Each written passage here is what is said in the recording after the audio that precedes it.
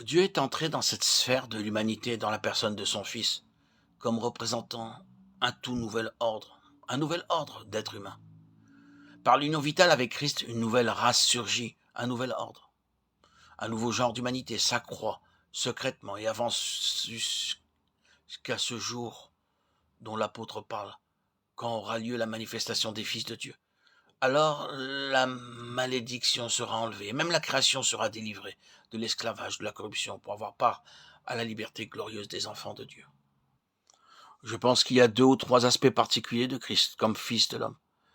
Premièrement, c'est le titre humain de Christ qui nous apporte tout de suite l'idée de lui comme homme ou comme de nature humaine, comme Fils de l'homme. Il n'est pas seulement venu près de nous en prenant la chair et le sang pour devenir un homme et être ici simplement comme un homme parmi les hommes. Oh non, ce n'est pas cela.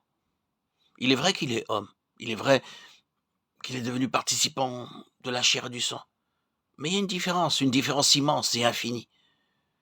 Humanité, oui, mais pas exactement notre humanité. La signification de Christ comme Fils de l'homme est qu'il est l'archétype d'une nouvelle humanité. Dans l'univers de Dieu, il y a actuellement 2 humanités, alors qu'auparavant il n'y en avait qu'une. L'humanité adamique en était la seule. Maintenant, il y a une autre humanité, une humanité différente, de chair et d'os. Sans la nature pécheresse de cette humanité, sans rien de ce qui a détourné, séparé cette humanité de Dieu, sans ce qui a amené cette humanité sous le jugement de Dieu.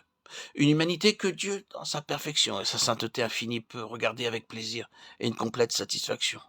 Celui-ci est mon fils bien-aimé, en qui j'ai trouvé mon plaisir. Matthieu 3, 17. C'est un homme, mais un tel homme, comme il n'en est pas de semblable parmi les hommes, un homme entièrement différent. La signification de Christ comme Fils de l'homme est que Dieu a commencé une nouvelle humanité d'après sa parfaite pensée dans son Fils.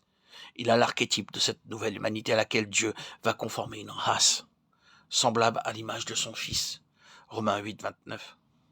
La grande réalité concernant un vrai chrétien est que lui ou elle sont progressivement transformés en un autre. Ils deviennent différents. Ce n'est pas seulement une question de foi objective en Christ comme quelque chose d'extérieur. C'est plus que cela. C'est vivre par Christ intérieurement. La question maintenant est la signification immense de l'incarnation, de la parole faite chair et habitant parmi nous.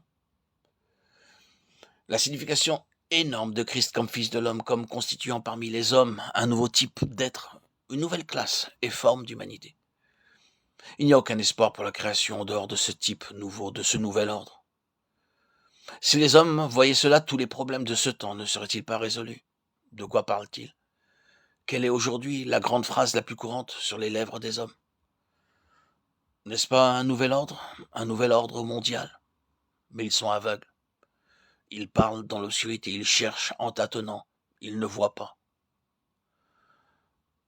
Le seul nouvel ordre est celui du Fils de l'homme. Le seul espoir pour ce monde se trouve dans cette nouvelle création, en Christ, Jésus, lorsqu'elle surviendra.